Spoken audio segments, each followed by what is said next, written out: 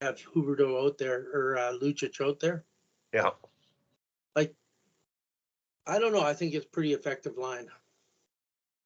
He's a lot better there than playing on a fourth line because of geez, before he got benched, he was giving the puck away all the time. Yeah. So yeah, so I think it's the best use of him. What about you? Well, he fits in. He complements them in terms of what he can do. Yeah, He's smart enough to play with them. yeah. And Oh, you get a checker, hard nosed guy with a passer and a scorer, and that's your kind yeah, of ideal line, eh? yeah. Kind of When what you they put are. when you put lines together, what do you think? What do you look for in terms of combinations? Well, that's what I always look for. Is that sort of when I coach higher levels? You know, a passer, a scorer, and someone to get them the puck. And I try to avoid putting a play ender with skill players because play enders nullify skill players, Yeah, especially if they're good at getting open. yeah.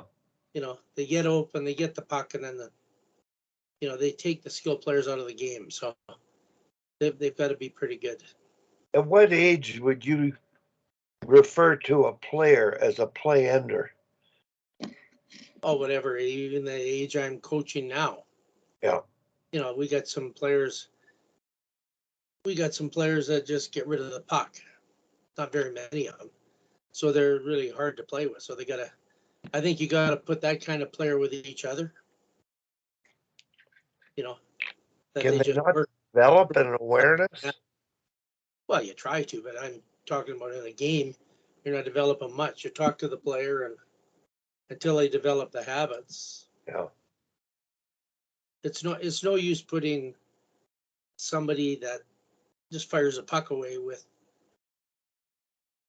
people that can make something happen because they just give the puck away all the time.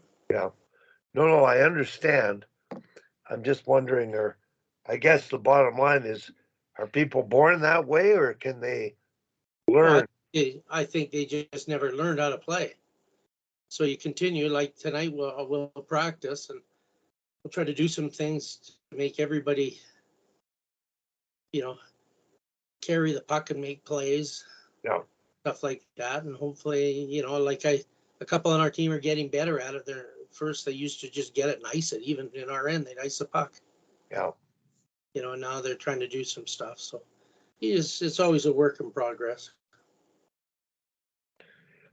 There's a young defenseman, 16-year-old with Jordan's team. Yeah, Uh, I watched her play before Christmas, and she really caught my eye as being really smart. yeah, She handled the puck and protected it, made plays, bought time and space. And then yesterday against Dom's team, she literally toyed with everybody. all right. Um, I've never seen anybody play like that. So smart, so coy, um, and I sort of rated her a top prospect and potential player to you know CIS. Now I say she can play NCAA because I'm comparing her to players on Dom's team Yeah, who are getting commitments. yeah. And uh, Jordan Jordan just said he just enjoys watching her, and he Just says to himself, smart, eh? "Did she really do that?"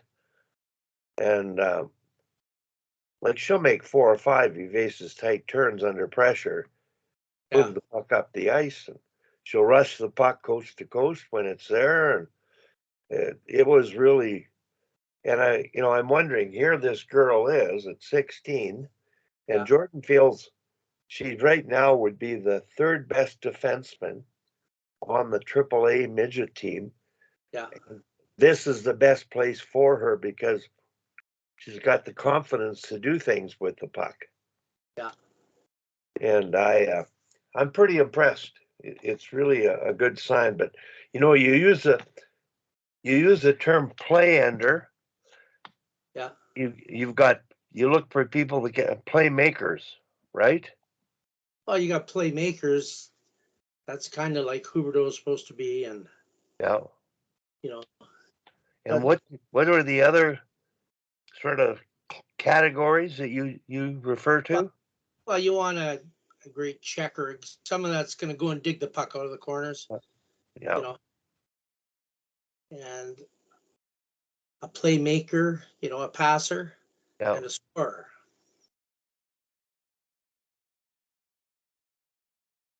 You know, like if you're a scorer, like Murray Heatley, he doesn't want the puck, right? He Yeah. just wants to be there. He doesn't want the puck. He doesn't want to carry the puck to the neutral zone. Yeah. He wants a centerman. He played with this Mike Bruce in Europe. Then they played in our men's team. Yeah. Mike might be the best men's player I've seen in Calgary. And Rogers was on our team too, but Rogers never were, you know, he just turned it on wherever it felt like. So Mike Bruce, incredible passer, saucer pass that didn't even wobble. And he'd carry the puck, bring people to him, and Heater would break. And he'd just give it to him as he hit the blue line, you know? Yeah. And they complemented each other so much. Yeah. You know, and they just needed someone to get the puck to them. Or loose pucks. How would you compare and refer to Danny compared to Murray? Uh Hi, Tim. Hey, Tim.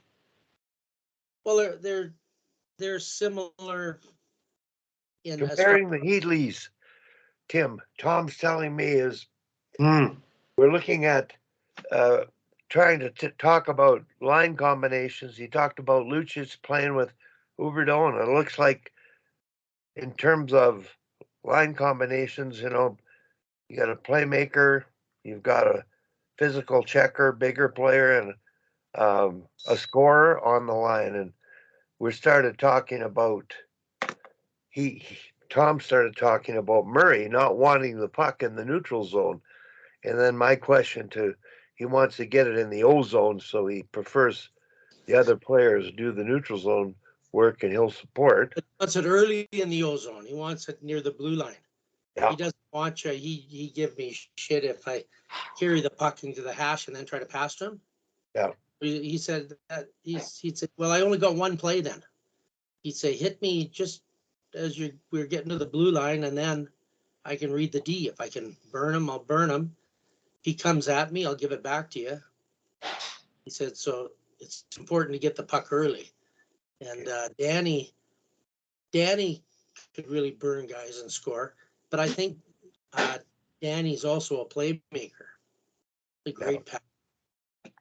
That kid that scored Bedard. Yeah. Danny, Bedard reminds me of Danny a lot. The way he holds the puck away in front of him, Yeah. and he always faces a play. Danny always faces a play on his forehand, doing everything on his forehand. Yeah. And you watch Bedard, and that's what he does too. And he gets like Gretzky. He faces a play, and then he goes backwards facing the play. Yeah. And then if the guy rushes at him, he can beat him, but he's always in that strong position. And I think Danny did that a lot better than Murray did. Yeah. Murray was more pure scorer. Dan's way bigger too. Yeah. Yeah. Murray's my height and Danny's 6'4". Yeah. But Dan didn't get drafted in the Bantam draft because he hadn't grown yet. So he was about 5'8", and he was never a fluid looking skater. And of course he scored, but they thought, well, he's going to be too slow and not very big. But they never, Karen is like 5'9" or 10, and I guess her brothers are 6'4", 6'5", but they live in Germany, so nobody saw them. Mm. Danny grew that year that I coached the Korean men that we played you. Danny grew like 6 or 7 inches that summer. Mm.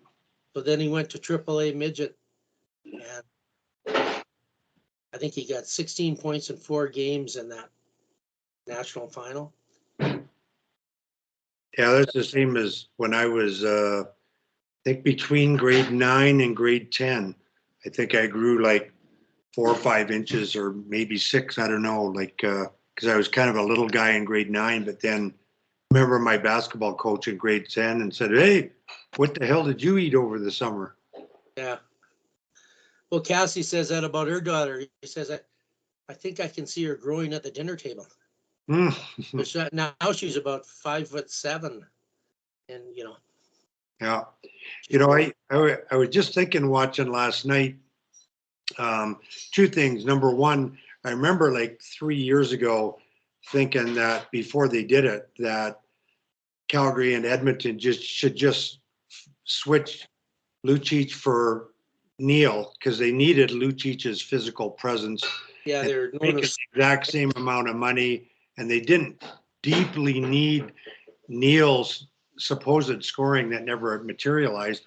So I was all in favor of it, and you know, people have been all over him for 2 years, and I always thought he was still useful. And then early this year, when Wally, when you and I went to the game, the Washington game early in the year, courtesy of Tom, that Lucic looked noticeably, hey Sammy, noticeably a step quicker to me this year. And after all those observations, I was thinking last night, I think they're in a perfect spot right now. Like they have 4 really good lines. And before the playoffs, the lines will obviously they will change again. But I will bet dollars to donuts they come back to this combination exactly of the lines, like near the playoffs or in the playoffs, because it really well balanced now. They can all score. about 4 lines for a month because that Sorry? line had Japani and Backlund and Coleman. They were one of the best lines in the NHL last year, and they only just got put together like 2 weeks ago. See, Tim, and with Sammy being on, I want to ask this question. We've been talking about line combinations and the chemistry of how many, what kind of thing. And I really like what Tom said to begin the conversation. He said, well, you don't want a play ender to play with a playmaker and a scorer. And so he sort of broke them down into playmakers. Sort of like Jen Wakefield playing with Poulin. That's a really bad combination. Okay. And that's what I'm getting at. So my question, and you can think on the female side, Sammy, I'm thinking on the male side. And when I evaluated players, I always look at a complete player as a player who could score but also make plays. So I look at Crosby's that kind of a player. I don't know that the Flames have enough scoring. Pure scorers, guys that are going to finish and put the puck in the net. But on the female side, I'm trying to look at the chemistry of who can play with who, and I'm curious about the combination of playmaker, scorer, and complementary player who's basically a checker and a strength, puck possessor, protector, battler. But your thoughts, Sammy, on the female side. And on the male side, think of anybody who's more complete that can do both. For sure. So it was, hi guys, Merry Christmas, by the way. Female